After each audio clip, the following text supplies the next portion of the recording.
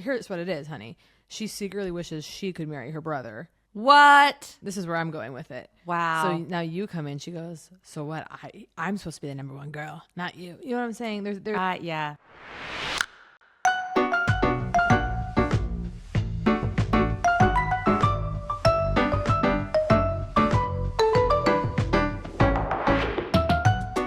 Hello, everybody. I'm Alison Roman, and welcome to Solicited Advice, the podcast where I get to do what I love most, give advice.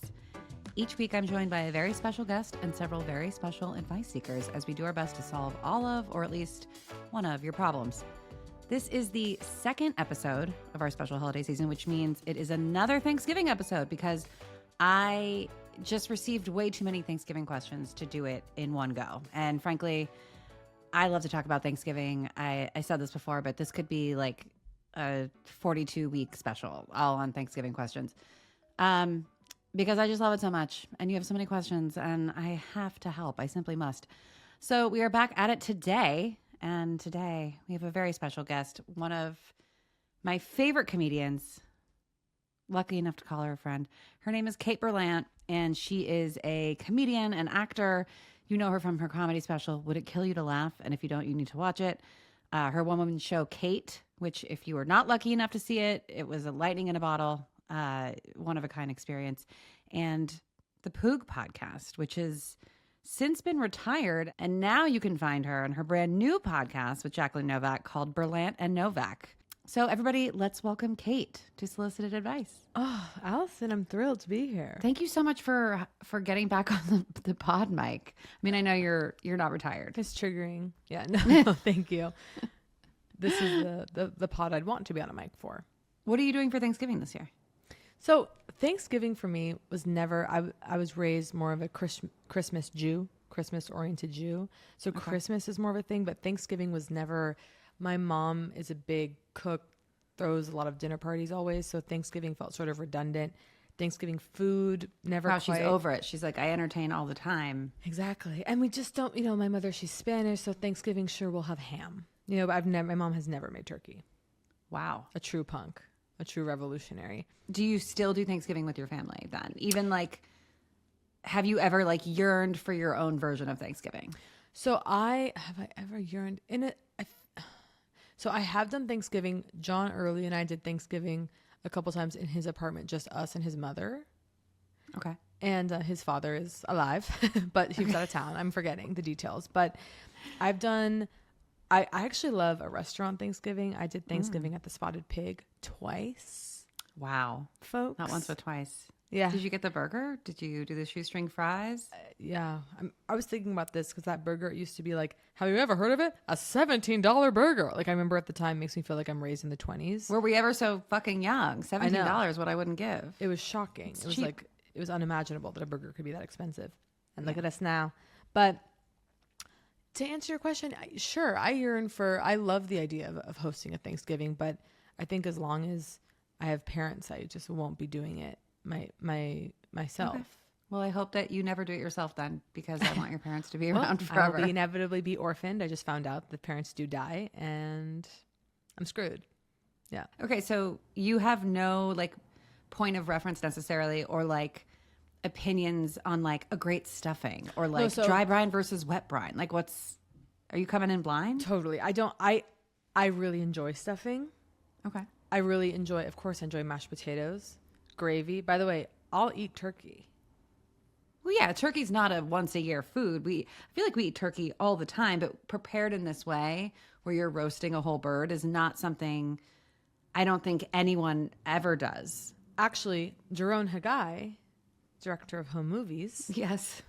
And I did do a Thanksgiving in New York City, and we got a huge turkey from the Greenpoint Farmers Market or something. Okay. Ordered it in advance, and I think it was incredibly difficult. We didn't know how to keep it tender. We didn't know how to do it right. He would. He's also a big home cook. Yeah. Now he would. Yeah. Now he would. But we were 22. Oh, we're babies. Yeah. Children. But expected to roast a whole turkey on your own. Difficult, but I don't have strong opinions surrounding traditional Thanksgiving fare, I'd say. Okay. But I have strong opinions generally. Yeah, but most of the questions we get anyway tend to relate to hosting, family dynamics. And that I have a lot of. Yes. No many thoughts shortage. on that. I'll take the lumpy gravy. You take the politics at the table. Yeah, exactly. You know? Exactly. I love it. This is going to be great. This is going to work out great. Should we take some callers? Let's help people. Hey, Alison, this is Terry calling from Maplewood, New Jersey. So I host Thanksgiving at my house. I usually have about 20 people coming over. People start arriving like around 2 o'clock or so, which is fine, but everybody seems to want to congregate in my kitchen. And it's at a time when I'm still cooking, so I'm taking things out of the oven, I'm mixing stuff on the stovetop, I'm doing a lot of things, and everybody seems to want to hang around and chat to me in the kitchen while I'm trying to do that. So my question is, how do you politely ask people to get their asses out of your kitchen while you're cooking on Thanksgiving? Because I can't be entertaining and doing all of that stuff at the same time. You want to be hospitable and not rude, but it's really, really tricky dance to do. So I appreciate your advice. Thanks. Bye. I mean, I'm feeling anxious even just imagining this. It's too early. 2 o'clock is too early Yeah. to have people over. But I mean, you know, what time are you eating? Whatever. But yeah, absolutely tell people. Get the hell out. But in a nice way. Of course. I think people are so afraid of offending, like, their guests. But I think that people just want to be helpful. Totally. They want to You make know? the host happy. I agree. You just say, I mean, yeah, you just have to point blank get the hell out in a fun way. But in a fun way. But in a fun, sweet, respectful way. You need to enlist a friend. Yes, I think, yes, enlisting somebody else to do that for you, where they're like, hey, everybody, why don't we go do X, Y, or Z in the other room or outside or make up an errand? Like, oh my God, I need milk. Who can go to good. the store? Yeah. I don't think people want to necessarily do anything, but they do want to offer. Set up an espresso bar in your living room. And they want to gab. They want to gab all day while you are trying to like get work done. So you have two options. One is to do most of your work the day before and be like, you know what? I know how this is going to go. People are going to come over. They're going to want to talk. I'm not going to be able to get anything done. I'm going to do all my hard work and all my like big cooking tasks the night before or the day before. And option two is being like, oh my God, I'm so happy to see you guys. And someone goes, what can we do to help? Put us to work. And you go, you know what? You know, it'd be so helpful if you go away. If you go away. And by the way, you are not offending anyone. No one is going to be like, no one. I mean, only a savage. And if you're listening to this and you think I would be offended, take a look in the mirror. And I think we need to have a conversation. I mean, you try hosting Thanksgiving dinner. Yeah. And just be like, it's not personal. And like, I don't need to be sensitive about that. Like, it's really annoying for the person trying to like accomplish stuff and who's cooking for me and like inviting me into their home. Like, you should want to make them as comfortable as possible. I feel like only an evil like cartoon of a mother-in-law from the 50s would be like, how dare she? You know, I mean, everyone's going to understand you need that space to yourself in your process. And some people won't listen and they'll still find ways to be like, oh, I'm just grabbing ice. And you're like, and then they stay and they talk for 45 minutes. Yeah. And like, you know what? Also, sometimes you have to suck that up. You have to be like, this isn't ideal and it's Thanksgiving and yes, it's too crowded and there's too many people here and it's annoying and not how I prefer to work, but like, 'tis the season. Chop onions, give them something they're not going to want to do. Yes. And then they're going to get out real quick. Exactly. Then they're going to really want to go to the store to get that milk. So I hope that's helpful. All right, let's take the next caller. Hi, Allison. My name is Fawn, and I'm calling from Los Angeles. Congrats on your pregnancy. I am also pregnant, and I have a question about that. I'll be spending Thanksgiving with my in-laws, who will definitely be enjoying a few bottles of wine throughout the day. My stance on drinking while pregnant is that it's okay to have like an occasional glass of wine, and I confirm that with my doctor as well. But I'm pretty confident that my husband's family won't offer me any wine. So I guess my question is, do I pour myself a glass knowing it may be controversial, or do I just not drink at all knowing that that's probably most comfortable for the whole group to avoid any conflict. Yeah, I'm curious to hear your advice on this topic. Thank you so much. Wow, I would never ask myself this question. Well, congratulations to you. People have so many fucking opinions about being pregnant when you're not pregnant. Dealing. It's like if you're not the pregnant person, the number of things that you feel empowered to tell another pregnant person, wild. I mean, not news to anyone who has been pregnant or understands, like, who has been close to someone who has been or is, but I am shocked on a daily basis. No.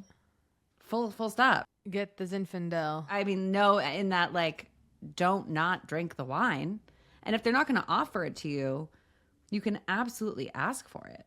Yeah. Get your husband to do the dirty work, honey. Yeah. Get your husband to do it. Get him to get the bottle out and go, Mama's having a glass. But obviously don't say that. But I just think totally. And yeah, inevitably maybe someone will be like, oh, but. Oh, interesting. Yeah. They'll say, oh, I didn't. Yeah, yeah, my doctor said it's totally healthy. Yeah, if you drinking a glass of wine on Thanksgiving is going to make anyone uncomfortable, that's ultimately 100,000% their problem and not yours. Yeah, tell them that they're a nerd. Yeah, to wake tell up, them to face the science. To grow up, and hand them a copy of Expecting Better by Emily Oster and a note from your doctor that says this is actually fine, and the reason that there is no evidence why it's fine is because people refuse to do the work to enable women to be happy during pregnancy. But I understand that this also sounds like a deeper question in that it feels like maybe there's some underlying family dynamics here. Aren't there always? Where you don't feel comfortable being yourself. Yeah. Which is sad. I'd say have a little plan with your husband before and let him field any of the obnoxious questions. Yeah, 100%. And like, make sure he is on your side. What's sexier than a pregnant woman with a glass of white wine? Just a little bit, you know? It's One of my dear fine. friends had some glasses. You should see this baby, an angel. Okay, Oh, I bet the baby's perfect. beyond. Yeah.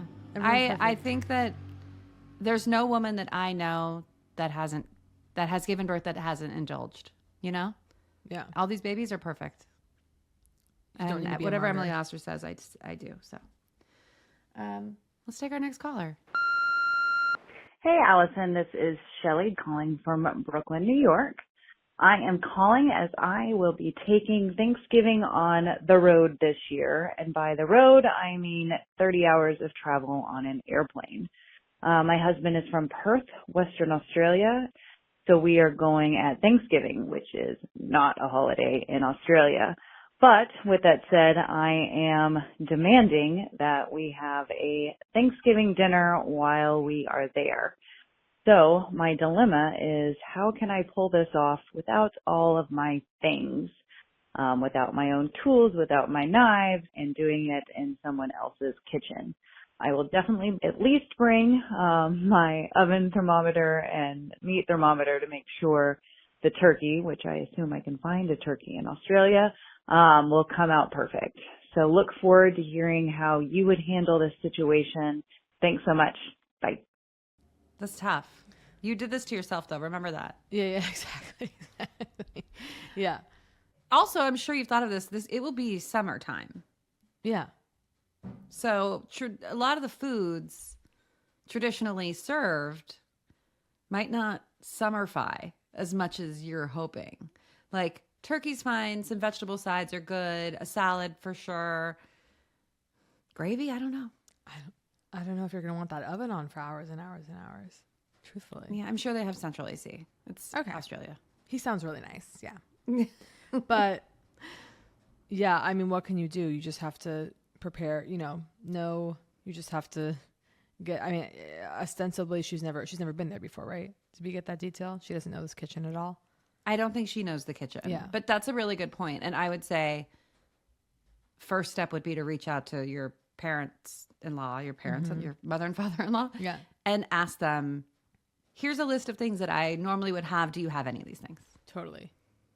So you're not flying blind.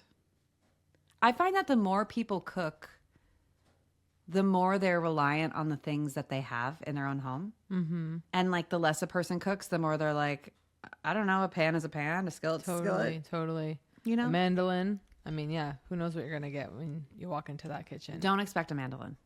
Oof. So Australia, I've never been to Perth, but I loved the rest of Australia. Have you been to Australia? So this is an exclusive for your podcast listeners. Listen up, everybody. I haven't announced this anywhere. I'm going to be doing shows in Sydney and Melbourne for the first time this March. Are you doing Kate? No, I'm doing stand-up. Oh, you are? Yeah. Oh my God. So I don't even have all the details yet, but I will be going for my first time, and I've always wanted to go. That is so fun. Okay, I have a great list for you. Okay, great. Oh my God, I'm so excited for you. That's great. Where can people find details on this? Well, this is an exclusive only for your podcast. Is there a code for the unsolicited podcast listeners? You know what you're going to want to do? Just watch my Instagram. It'll go up there. Kate Watch the Berlant. space. I'll be posting it on there. Yeah. Great. People can buy tickets. That's so exciting. Okay, great. Perfect. Well, I would say, yeah, call your in-laws and say, what do you have? Make your dream list, like 2 sheet pans, a whisk, a pot, whatever. Make your menu, be realistic, understand that you didn't ask me on this advice, but I'm giving it to you anyway. Understand that it's going to be warmer than you're used to at Thanksgiving. Obviously, maybe you've already thought of that. Maybe you don't care. Maybe you're like, I'm doing this. It sounds like you don't care and you're doing on it. She's set on it. Yeah. Which I really admire. Bring the pills to help you sleep on the plane, wake up refreshed. Definitely. Get there. You know, if anyone has any tips on where to get a turkey in Australia, in Perth, let us know in the comments. Send it through. Yeah. Send it through. This is a community, and we rely on everybody for that. But, you know, this is not the first time people have asked, like, cooking abroad questions. And each country really does have differences in that you're like, oh, they don't have this. You know, I thought everyone had this. Or it's harder to find X, Y, or Z. There's some country, I want to say like Denmark or like some like Northern European country that doesn't have canned pumpkin. So someone was trying to make a pumpkin pie, and they're like, I just cannot find this product. I think it's really hard to find kosher salt in the UK. Really? What are they using over there? Yes. I have a friend who's really into cooking, and he is like, it's very difficult. And People have a hard time finding diamond crystal kosher salt worldwide. It's not as easily available. I've got the box right there. I can see it. Yeah. Listen, that's why I opened a grocery store, so I never ran out. But I would say, yeah, make your menu, call and see what they have, but don't bring anything. I don't want to see you packing your bag. No. With like an offset, you know, like embrace the unexpected. It's going to be what it's going to be. Yes. It sounds like they'll be moved and enchanted by your desire to do this, and just light grip, keep the hands off. Be flexible. Be ready to pivot. Be ready to divorce yourself from the desire to have everything be exactly as it would be if you were here, because you're not. Part of the beauty of cooking abroad. You what? Sorry, I said be ready to cancel. Be ready to go. Actually, I don't want to. Be ready to order it. Hold that as an option, but continue. Yeah. Be ready to talk about Thanksgiving, but not actually do it. Yeah. I think part of the beauty of cooking outside your comfort zone, be it like physically or emotionally or mentally, is that it gives you the chance to do things differently. It gives you the opportunity to like expand and move beyond what you normally do. So like take it as a challenge and as like a growth opportunity. I love cooking outside my element. Like my dream is to be dropped into a kitchen that I've never cooked in before and go shopping at a grocery store I've never been to and be like, figure it out. Like I love that. Otherwise I get complacent and I get too comfortable. I'll drop you right into my kitchen, doll. Oh, I can't wait to cook for you in your beautiful kitchen. You've cooked my recipes in your kitchen, but wait till I cook my recipes in your kitchen. Oh my! I would drop to my knees and cry. Okay, we are going to take a quick moment for our sponsors. We'll see you back in a second. Hello, friends. I am here to take a pause to thank one of this week's sponsors, OneSkin. OneSkin is a skin longevity company founded by an all-woman team of scientists. And I've been using their OS01 face topical supplement, which is basically a moisturizer, for a few months now, and I love it. It's in my bathroom. I bring it to my desk. I am kind of applying it all the time, but it doesn't feel greasy. It doesn't make me look overly shiny. My skin just kind of feels taken care of, hydrated, moisturized from the inside out, which I really love. For a limited time, you can try OneSkin for yourself for 15% off using the code Alison when you check out at oneskin.co. This holiday season, invest in your skin's long-term health because healthy skin is truly a gift. OneSkin is the world's first skin longevity company. OneSkin addresses skin health at the molecular level, targeting the root causes of aging so skin behaves, feels, and appears younger. It's time to get started with your new face, eye, and body routine at a discounted rate today. Get 15% off with the code Alison, that's Alison with one L, at oneskin.co. That's 15% off oneskin.co with the code Alison, Alison. And, when you purchase, they'll say, where did you hear about us? And you can always say, Solicited Advice sent me, because that means, you'll be supporting the show and your skin, because healthy skin really is a gift. Okay, let's take our next caller. Hi, Alison. This is Courtney. I am calling from Pittsburgh. I have a Thanksgiving question for you about difficult family situation. So this is the first year that I'll be spending the holiday with my new husband's family, and my sister-in-law does not like me. She really loved my husband's ex-girlfriend, and they were super close, and we really just haven't been able to kind of get close. And it's not like she's mean to me exactly, but she's definitely icy. Like, she won't acknowledge me if I'm in the room. It's super clear that there's tension between us. I really just don't know what else to do. My husband is basically saying to ignore it, but it still sucks. And I really want to still have a good time and not make everything awkward for everyone else. And, I think it is keeping me from getting closer to the rest of the family too. Do you have any advice on how to break the tension, like something I could say to her or a way that I could still enjoy my Thanksgiving? Looking forward to hearing your answer. Thanks so much. Oh, this is such a bummer. Poor thing. You poor thing. I will fight her. I'm so sorry, first of all. Like, get over it. What? Like, not you get over it, as in the sister-in-law. Like, what she wants to. Here's what it is, honey. She secretly wishes she could marry her brother. What? This is where I'm going with it. Wow. So now you come in. She goes, so what? I'm supposed to be the number one girl, not you. You know what I'm saying? There's if somebody's doing this to you, they're in their own trip. It has nothing to do with you. 1,000%. And normally it's the mom. Right. My friend dated somebody once where their boyfriend at the time's mom said something like, the boyfriend said to the girlfriend, like, oh, you look so pretty tonight or whatever. And the mom literally said, I'm the prettiest girl in the room. But I don't think was kidding. Jesus Christ. And I'll never forget that. Haunting. But that's I don't know if that's what you're dealing with, but that is a possibility. That's really hard. I don't even know what to, here's the thing that I would maybe suggest, but maybe this is like too much for you to take on. But I would maybe say someone's going to have to break through it. Clearly, if she's not acknowledging you, she's icing you out in a room, that's completely unacceptable. So something's going on there that you maybe, if you were to, I would suggest maybe reaching out ahead of the event.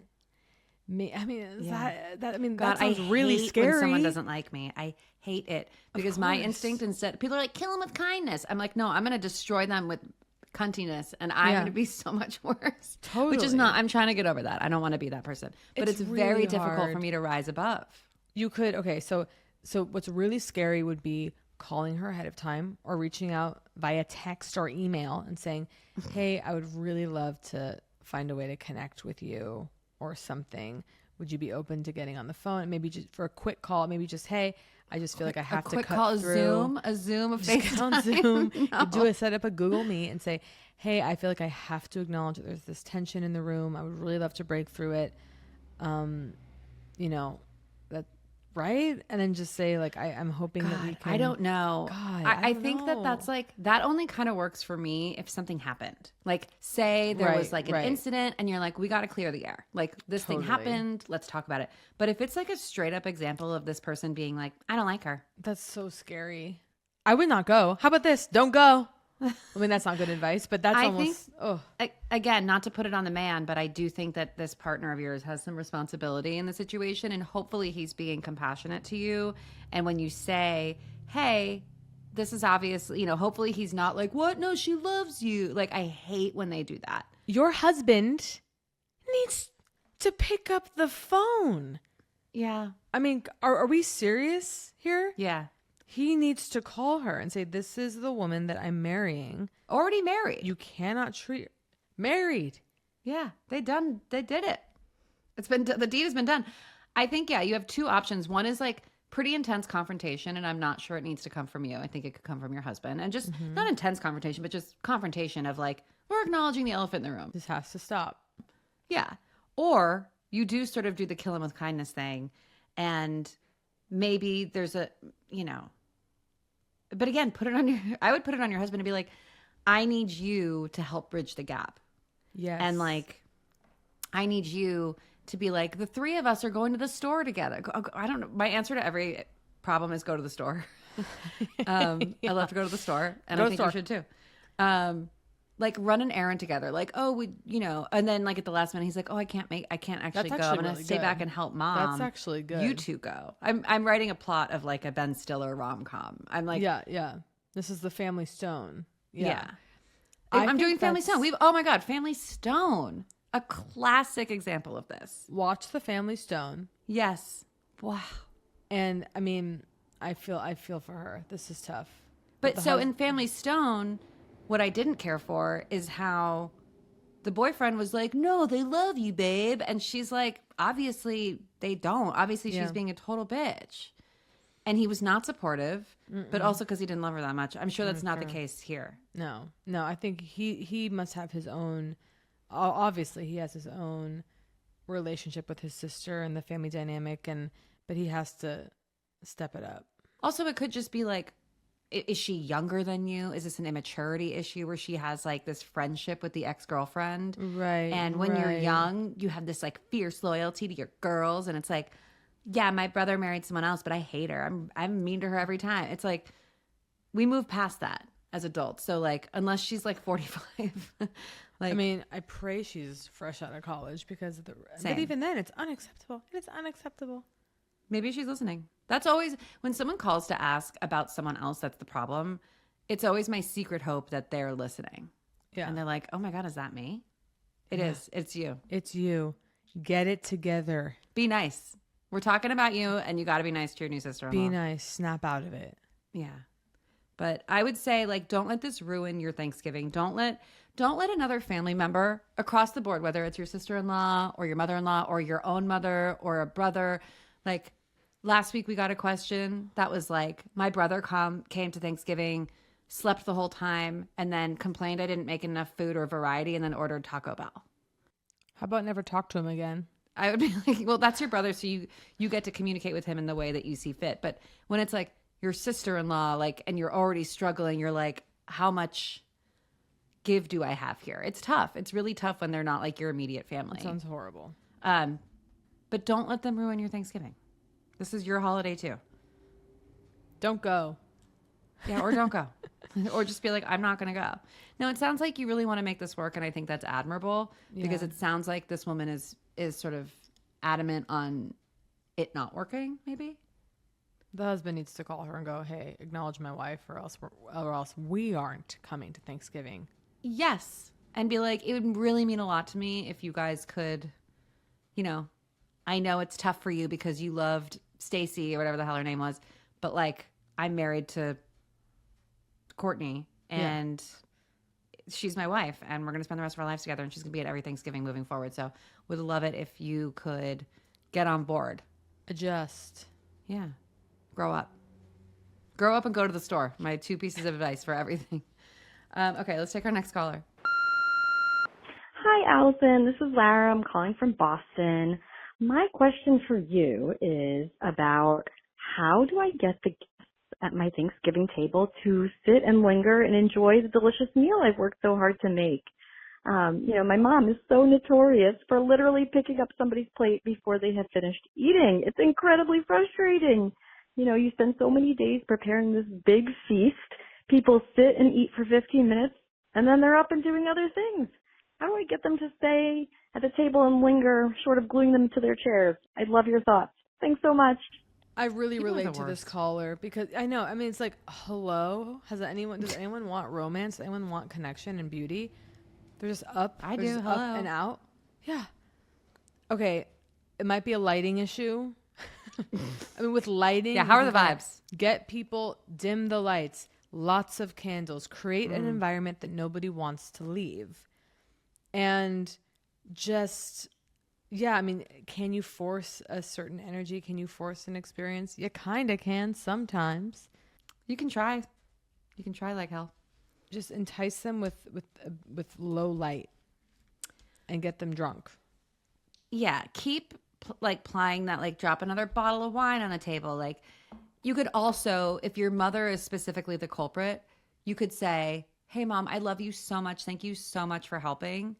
I would love it if people stuck around the table a little longer this year. And I know it's so helpful when you clear the table. You know what? This year it's on me. I'm going to clear the table. I don't want you to do a thing. I want you to relax." You know, like take it away from her in the best way, the most delicate way, where it's like not about what she's doing wrong. It's like about making her work less. There's nothing worse than an instant clear I hate an instant clear. when the dishes are just going. I mean, it's just like 2 hours with the dirty dishes. Yeah. An hour and 15 minutes later, you might want an extra little bite. At a restaurant, it's the worst. I'm not done with that. Oh, yeah. Don't take it away from me. I've had fights. Don't take it away from me. I also think for me, it makes me spiral. Like, are you not having a good time? Like, are you looking to get the hell out of here? Yes. It's psychologically violent to do that to people, to start Yeah. leaving and clearing. And people often, out of the kindness of their hearts, they want to help their hosts. They think that but you can say to people, you know, people should be able to respond to it. Don't clear. Let's sit here. They should take your word for it. It's unfortunate that this is like a yearly tradition that you're experiencing. Like, you know exactly what's going to happen. You're like, they do this every time. Normally people have the opposite problem where they're like, they won't leave. But Talk to your mom. I would say, yeah, start with mom. Another thing you could do, which this is maybe not your vibe or the family's vibe, but I like to do it. I will definitely do the go around the room. Oh, just to go around the room. I will go around the room. Yeah. I'm not afraid to go around the room. I'm not afraid to express a little gratitude, not on this day or any other day. Yeah. And totally. it's something that I do. I have but I have friends that do it. I'm accustomed to it. So I'm not shocked by this. I don't know if your family would be like, what is she doing? But where do you fall? I feel like you would be, I could see you being into it. I could also see you hating it. So I would say I am a sentimental person. I don't struggle with expressing gratitude or, you know, I feel like I can go there, so to speak. But the go around the table, I think it's as simple as, because I wasn't raised with it, it feels... Oh, I wasn't either. Okay. I guess it fills me with obvious performance anxiety, and I don't like it. Oof, I'm having memories. I don't like it. And here's what I like: people softening, becoming sentimental, expressing those things. I think that's great. I guess for me, my preferred modality is a toast. And then people, you can toast, and then if people want to say something, they can toast. Yeah. Or that's add, great too. You know, add something on. But the go around the room gun to the head, it freaks me out. I think that there's a beautiful middle ground where you're like, I'd love to give a toast to da-da-da-da. And I just want to say this year I'm really thankful for blah, blah, blah. Or I'm really looking forward to X, Y, and Z. Or this was a bright spot in the year. It doesn't have to be I'm grateful for, I'm thankful for. We don't have to Right. But I do think it's I think especially with Thanksgiving, which has a pretty dark history. What do you mean? To sort of, I'm kidding. Yeah. To sort of that's a different episode. To take back the narrative of reminding yourself why we do this, and reinventing or reframing the holiday for your own purpose, and to actually focus on the gratitude aspect of it, and positing that to the group however you want. And again, I totally agree. you should like offer it up if you know as the host, and then say like, I invite anyone who wants to share to do so. Feel free to Read the pass, room. but like totally Right? Read But the if you're room. not comfortable, there's nothing worse than making somebody who doesn't want to do it. It's hell. Oh no. Those people Yeah. hate. But you. you're right. That's a way to get people to sit in their seats, or is it a way to make them run for the hills? I don't know. I don't know your family. Only you can tell. Yeah. But I do think it's nice. It's a nice thing to do. Yes, the holidays. definitely. Particularly when there are kids. I think it's good for kids to get in the habit of expressing those gratitudes. Anyway, also like dessert, be like, we're going to do dessert at the table this year. Like if people are normally used to retiring to the lounge or the living room or the whatever for dessert, be like, no, let's stick around the table. Like let's, you know, and then inevitably people will like get another helping of mashed potatoes. They'll like get some more turkey. Like if people stay at the table long enough, there's going to be a second wave of eating. I don't understand anyone who eats their plate of food and then that's it. I think there's always like a second or third wave of eating. Of course. You, unfortunately, tragically don't know this, having not experienced Thanksgiving. But I'm on the outside looking in. you would actually, I think, absolutely flip if like for like real good Thanksgiving. I think I really would. And I've done, to be clear, I've had some traditional Thanksgivings. I went with a friend to her family's. It was great food and traditional dishes. Went around the table. I had a fucking heart attack. I was like, because I didn't. Is your anxiety because you're like, I'm going to say something that's like not entertaining, or that you're going to say something that God, you wish you had? me. You've read me Is it? exactly. Well, no. What is it? I guess Is it like my expectation at a potluck where it's like, if I don't bring something that's going to like blow everybody's tits off, they're going to be like, she does this professionally? I guess you're right. I kind of want to blow everyone's tits off. I'm the funniest girl in the room. I don't know. It's I think I bristle at when certain sentiments are only reserved for certain moments in the year or certain, I'm like say this, something is just inherently just embarrassing about it. It's a little cringe. Yeah, for sure. Yeah. But it's also beautiful, and I love when people cry. So if it's going to get people crying, I think do it. We will be right back after the break. See you in a minute. Hello, Solicited Advice listeners. We are here to take a minute for our sponsor this week, Dipsy.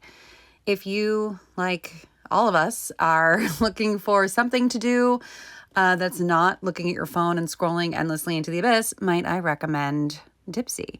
Dipsy is an app that is for storytelling. These are spicy, gorgeous, romance adjacent, erotic adjacent stories, things that allow you to kind of take a break and remember what it's like to feel good. And I appreciate that. It's an app created by women for women, and there are over 1,000 different versions of these stories that you can listen to, all crafted by professional writers and expertly narrated. And I will say that the narration is worth the price of admission alone. There's new chapters released weekly, so there's always something new for you to listen to. And that's good news for you because for listeners of the show, Dipsy is offering an extended 30-day free trial when you go to dipsystories.com/advice. That's 30 days of full access for free when you go to DIPSEA stories.com/advice. dipsystories.com/advice. All right, let's take another caller. Hi, Alison. This is Christina. I'm from Seattle, Washington, and I'm calling with the pressing question of how I should celebrate this upcoming holiday. I was the matriarch of a large, boisterous family for many years, and I hosted a lot of Thanksgiving parties. But a few years ago, I got a divorce, and now I have 2 grown children who live elsewhere, an ex-husband who doesn't like to see me, and a network of friends who have Thanksgiving plans of their own with their own extended families. And I don't get any invitations. Nobody thinks to invite me, and I don't want to invite myself. I'm not looking for pity because my life is definitely better now, but I would like your advice. How do I give myself back this holiday? Thanks for any advice you can offer. Bye. Okay, well, I love you. I love your voice. And I'll fly you to LA. Yeah, you're coming over. She sounds really cool. Oh, I love her. By the way, shame on people for not inviting you. I'm sure it's not out of I'm sure it's not out of the fact that they don't love you or something. They don't want you there. They might just assume that you have other plans or something. Maybe, listen, I'm going to say, you said you don't want to invite yourself. Maybe just invite yourself. If there's a place that you'd like to be, if there's a certain friend that you would like to spend it with, definitely ask, because I'm sure they'd be thrilled to have you. So maybe suffer the momentary discomfort of asking or putting it out vulnerable. there and see what happens. If that's what you want. If you're like, I do want to be with other people. I do want to participate in that Thanksgiving, because, yeah, I'm sure a lot of people are like, think of you as a person that has plans because you did for so many years. Right. So I think it's like, okay to be like, wow, sure feels weird for the first time in so many years to like not have a plan. And I feel somehow free and excited, but also rudderless and without a home. Yeah. And see who picks up on that. Totally. And then if you need to be more direct, you can be. But I also think that Thanksgiving is such a good holiday to like do whatever you want, in that a lot of people, I think, put more emphasis on the December holidays. So it's not as strange, maybe societally speaking, to be like, I'm going to the movies and I'm going to my favorite restaurant. I'm going to sit at the bar and I'm going to eat dinner by myself because I can get in and it's going to be awesome. I'm going to take myself out on a sick date. I was going to say, yeah, or even just if there's one friend who you kind of want to like, play hooky with, so to speak, go to a restaurant. Well, I think the problem is they're not any friends. Oh, yeah, they have their things. Yeah, yeah. I don't want her alone in a restaurant, not because I don't think that's exciting. You don't. I don't think that's what she wants, right? Yeah. But maybe she's like, oh my God, I never thought of that. True. Because when else have you been able to do that? You've been saddled with this up to your elbows and sack of bones husband and the adult children. Yeah. Or maybe call one of them and be like, can I come visit you for Thanksgiving? Yeah, totally. Or whatever. But I don't think that you're in imposition regardless of the path that you choose. And I don't think it's weird to be like, I don't have anything going on. But let this serve as a reminder to anyone listening who has somebody single in their life, whether they're recently single, forever single, visiting from out of town, like young, old, whatever. Be mindful of those people in your life and invite them somewhere. You know, like one extra person at your Thanksgiving. And I think that the reason that we don't do that more often is because we, the host, are like, is it going to be weird? We're like, they don't know my parents, or they don't know my friends, or they don't know my whatever. If you're the host, you get to decide if it's weird. And it doesn't have to be, and it's not. And it won't be. Don't let your fear of like your own anxieties about of it being weird prevent someone from like having a nice Thanksgiving with people. Don't be the reason they're lonely. And making it so heartwarming. Can you imagine? I mean, there's nothing more heartwarming. Yeah. You took someone in from the cold on Thanksgiving. Well, I feel like that was me for a few years, like especially when I moved to New York and my family was all in LA and I wasn't like able to afford a plane ticket home and I stayed in the city. I really relied on people who were hosting to ask me to join. Totally. Because otherwise I didn't have a plan and I didn't have like the confidence to take myself to a restaurant or whatever. You know, it was everyone listening to this episode is commanded to think of one person in your life that you think might not have a plan. Invite them. Just be like, what are you doing this Thanksgiving? This Christmas, this Hanukkah, this whatever. Like, oh, do you have plans? Change your life. And here's another thing. If you're like, ugh, it's like real, I don't have enough chairs. It's really tight. Be like, we'd love, why don't you swing by for dessert? We do it kind of on the early side and like we play games and like wholesome stuff. Love that. You know, like invite them to something. Have a cocktail. Swing by for a cocktail. Or do you want to come by for snacks? Don't invite them for snacks because then you have to kick them out. And that's that's tense. Yeah. But yeah, so both for you, the caller, the advice is to invite yourself somewhere or take back the holiday as like, just for this year, maybe it's something that you spend alone and you don't think of that as like a sad thing. Think of it as like going on vacation. You're like, wow, for so many years, I saddled the brunt of like hosting and planning and cooking and cleaning. This year, not this year. This year, I'm doing me and I'm doing exactly what I want to do. And I had no one to Thanksgiving tell me otherwise. Alone 2 years ago, I was had been exposed to COVID, and I was playing it extra safe and deciding to quarantine. And I wasn't sick. I had no symptoms. So, and I ended up having a gorgeous afternoon where I went on a long walk and came home, ate, made some pasta for myself on my walk. Yeah, maybe a few people looked at me. That poor, pathetic girl. Where's her family? Where are her children? But it was great. Yeah. And it's just a night. It's just a dinner. Yeah. Also, don't assume people, A, don't assume people are pitying you. And B, if you see someone alone on Thanksgiving, don't assume they want to be pitied. Don't feel bad for them. Like, some people are like, thank God, a night alone. That's for sure. Okay, next caller. Hi, Alison. How are you? This is Katie calling in from Brooklyn. I have a question about a classic American dish, the sweet potatoes with marshmallows. I'm Irish, but I've been living in the States for about 10 years, and I find the dish absolutely charming. But whenever I make it, nobody ever eats it. They say, no room for marshmallows at the dinner table. So my question for you is there any way, any tips to make it a bit more palatable or even delicious? Thank you so much. Well, I'm this, okay. Have you had this, Kate? I have had it. Okay. What do you think of it? So, I mean, years ago, here's the thing. I can get down with marshmallows. In what context? Burnt, crisp, S'mores. the top. Yeah, like, sure. It is inherently, it's a strange dish. It's hearkening to a different time. So I think there's no way to spruce it up. Is what I'm almost like lean into the nostalgia. Put it in a crazy ramekin or whatever. It's like you're not gonna like sprinkle sumac on it. Do you know what I mean? Like it's Yeah, it doesn't need like a little za'atar flourish. yeah. Yeah, I mean, I'm going to give you a pass because you're Irish. Yeah. And I get the charming factor. You're like, oh, that's weird and quirky and cute and kind of throwbacky. And like, it's like a Jell-O mold or like a, like a retro, whatever. I grew up with it. My mom made it a lot. And what are your thoughts on it? I hate it. Yeah, okay. I hate it. Well, I also don't like sweet foods. Of course, you famously don't love sweet. I famously don't love sweet. And yet you do it so well. I do do it so well.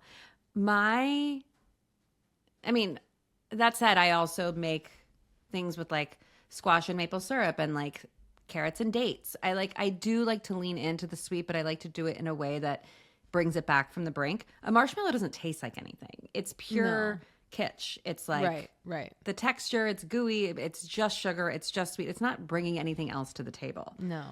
Especially in that capacity where it's soft sweet potato with a soft marshmallow on top. So like it's weird. There's no there. There's no story. Or there's a story. You're doing sweet with sweet. One's orange, one's white.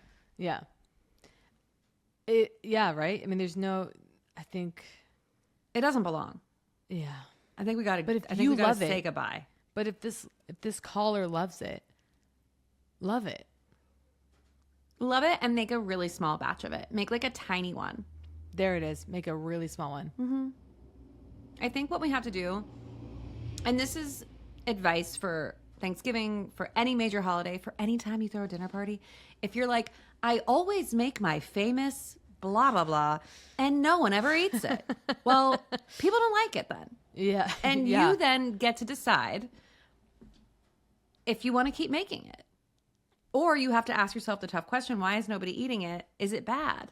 Or say, maybe this is a private food. Or say, this is my Thanksgiving and this is my dinner party. And I don't care if you guys like it. I'm putting it on the table because it's important to me. Mm-hmm. Mm-hmm. But you have to face it. Face reality. I do that with salad for Thanksgiving. I feel like every year, both as a person who writes recipes for Thanksgiving and hosts Thanksgiving, I include salad because it's very important to me. And time after time, it is the least eaten thing on the table. People almost always ignore it. That will never stop me from making salad. I know it's I not would never taste do bad. that. I know you would. You and actually. By the way, you love my salad. I love your salad. And guess what? I'm in the spirit of the penultimate caller. I'm going to invite myself to your Thanksgiving one day. Just a certificate for over the course of the next 30 to 40 years, or however long we may live. I can't do the math right now. No, we'll live at least that long. that I want. Fingers to do it. crossed. Yeah. Imagine me, 52, showing up. It's me. You're going to be wearing some fabulous, I'm imagining like a legging with a stirrup. Yeah. Ooh. And like a high heel. Yeah. I don't know God, what's on that top. Sounds great. I really that will be me. Great. But yeah, I think that like acknowledge why people don't like it and then decide what your move is from there. Face reality, live in reality. And then it can become like kind of like a bit. Yes. Make it a bit. Well, the marshmallow thing has to just be that. It's like, well, it's my favorite sweet potato casserole that nobody eats. Put it in a crazy dish. Or you also say everybody has to have one bite. Yeah. Put it in like get the tackiest, get like a Santa dish. Get something crazy to put it in there to kind of get ahead of the joke and be like, I know. Yeah. Go to Home Goods and buy one of those like kooky ceramic like pumpkin shaped baking dishes on clearance. And have fun. Don't spend too much money on it though. Don't ever spend too much money on a bit. I've said that before. My friend Jeremy loves to go to Home Goods, and he comes to my house for Thanksgiving almost every year, and every year brings something from Home Goods that's like a bit. Yeah. But it's always like $14.99. You know, he's never spending too much money on the bit. But yeah, anyway, so lean in, but don't spend too much money on the bit. Okay. Go to the store and grow up. Those are our takeaways from this week's episode. Yeah, it's true. And make your husband do it is the other. Make your husband do it. Also, like in both callers' instances, it's your husband's family. It's not your family. Hello. Help him help you, but he needs to help you. Yeah. Kate Berlant, thank you so much for joining us. I know that you are busy recording your own podcast, which if you're not listening to, you simply must. It is Chef's Kiss. You can subscribe. I had a podcast called Poog. I have a new show with Jacqueline Novak called Berlant and Novak, available on Substack. Yeah. We're working toward getting some free episodes right now. A little paywall, a little video, bonus episodes, a lot of exciting bonus content coming to you. Okay. Well, it was so lovely to see your face. I'm so happy to see you. As you know, I love you. I love everything you do. And I'll see you at Thanksgiving. I can't wait in 30 to 40 years. Yeah. Yeah. Okay. Mwah. Bye. Mwah. A reminder to everybody, if you have a question you'd like help with, please call the Solicited Advice hotline and leave us a voicemail at 856-502-4816. Solicited Advice is hosted by me, Alison Roman. Our podcast is produced by Courtney Harrell with the help of Narni Summerall. Video editing by Chet King, and our theme music was created by Yosef Monroe. You can watch a video version of this podcast on my YouTube channel. And for questions, sponsorship inquiries, or anything else, please visit us at AlisonERoman.com/podcast.